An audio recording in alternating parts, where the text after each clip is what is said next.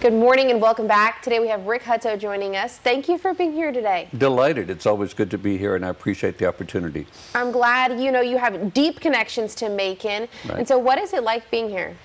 It's great to see so many things that are coming to fruition. We lived here 25 years before we retired to Florida.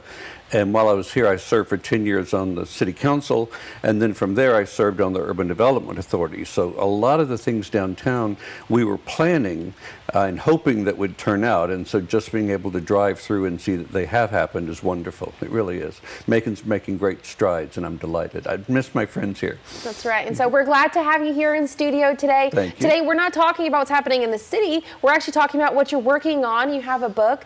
What is your book about? Well, it just came out in the last week. It's a true story, although some people say that it reads like fiction because it's so unusual.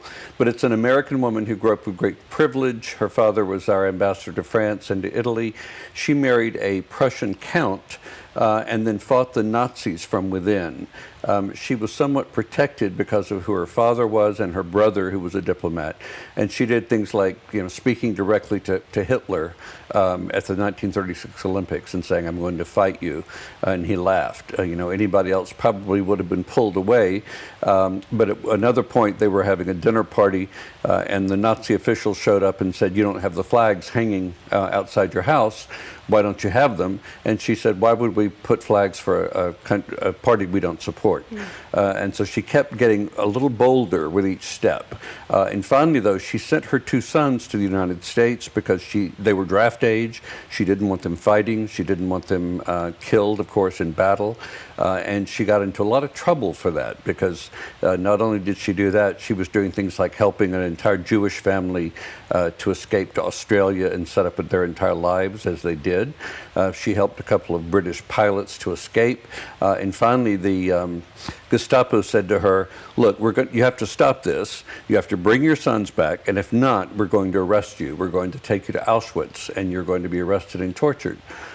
She knew, of course, that if they tortured her long enough, they could get this information out of her, and she did not want to give up the location of her sons.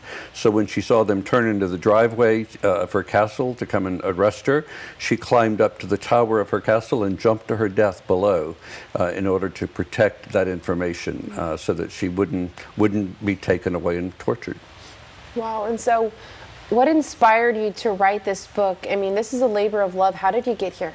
I've written quite a bit about all the American heiresses who married titled husbands, but you can't really write about someone in this in depth unless you can find primary sources, and I found several, so I was able to spend days researching, which I love to do, reading old letters and everything else and pulling it all together.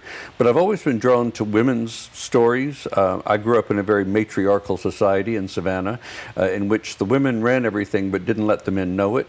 And so I've always thought that women's stories were far more interesting because they had to work just twice as hard to get anything done as their men did, and then they couldn't sort of push everybody's face in it. They had to sit back and just smile, and so that was something she did as well that whole time, even though her husband mistreated her, used up her money, had affairs, all sorts of things. She kept working. She kept doing these things, and there was at one point during the Silesian uprisings, she led 40 people for 8 hours over the mountains with wagons to get away because they were about to be killed. They were about to be taken by the advancing troops, and she didn't have to do those kind of things. Given her money and her background, the fact that she was a countess, she could have been a salonière. She could have just given cocktail parties and had fun and gone about worrying about how she was going to dress, but she didn't do that. She chose instead to do the best she could, and in the end, she had sought to get back her U.S. citizenship, which she lost at her marriage. But that actually was given 2 years before she died, but the Germans never told her, and they held on to her passport. So she could have escaped if, in fact, the Germans had not done that. Wow. If you'd like to find out more about this book, there's actually going to be an event at the Hay House on the 16th. We'll have all that information on our website, 41NBC.com. Thank you so much for being here today. Absolutely. Thank you. I appreciate it.